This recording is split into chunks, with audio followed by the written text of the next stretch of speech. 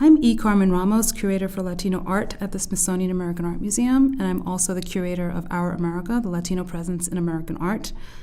And I wanted to talk about María Magdalena Campos-Pons' large-scale installation that's titled Constellation. Campos-Pons is a multimedia artist that has often worked with Polaroid photography. We associate Polaroid with the kinds of cameras that were popular in the 1970s and 80s that created instant prints that popped out of a Polaroid camera. The Polaroid company produced two very large-scale cameras that still exist and are used mostly by artists. These cameras can produce very large-scale photographs like the 16 prints that make up Constellation.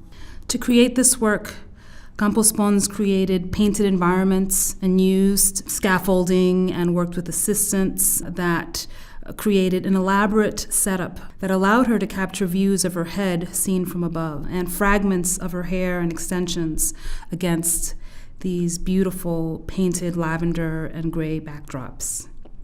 The central four photographs capture her head, and surrounding pictures show fragments of her hair that meander across the photographs.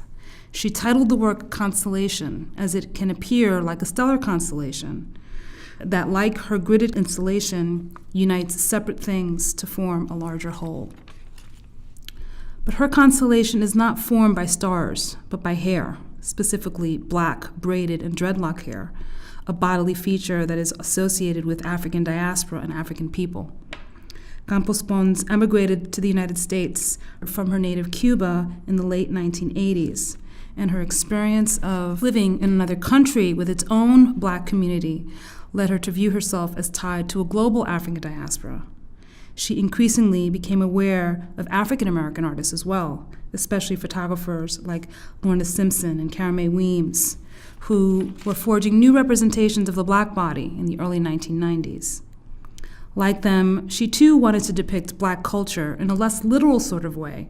In this work, she offers a visual meditation on the connections that she feels with African culture, despite the ruptures of slavery, time, and distance.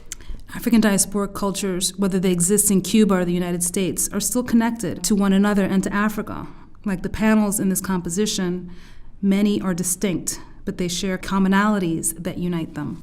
This work is also about Campos-Pons' continuing ties to Cuba, even though she no longer lives there and it is often difficult for her to return. She still feels connected to her country of birth.